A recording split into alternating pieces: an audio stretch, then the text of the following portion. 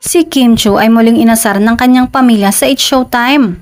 Sa segment na tawag ng tanghalan, nagkasundo sina Ryan Bang, Ogie Alcacid at Vong Navarro na batiin ni Kim ang kanyang mga kasama sa pagbibisikleta.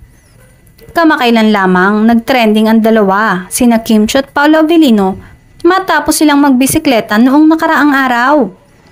Ang kanilang pagsasama sa biking ay umani ng pansin dahil sa sobrang sweetness ng dalawa, kung saan kitang-kita na pinaprioritize ni Paolo si Kim upang masigurong ligtas ito habang nagbabike.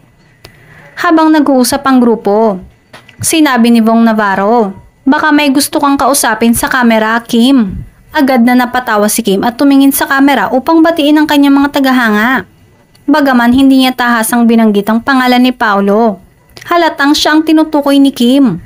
Na alam ng mga tagahanga. Ang mga ganito umanong eksena ay nagbibigay liwanag at saya sa mga manonood at nakakatulong sa pagbuo ng mas malalim na koneksyon sa kanilang mga idolo.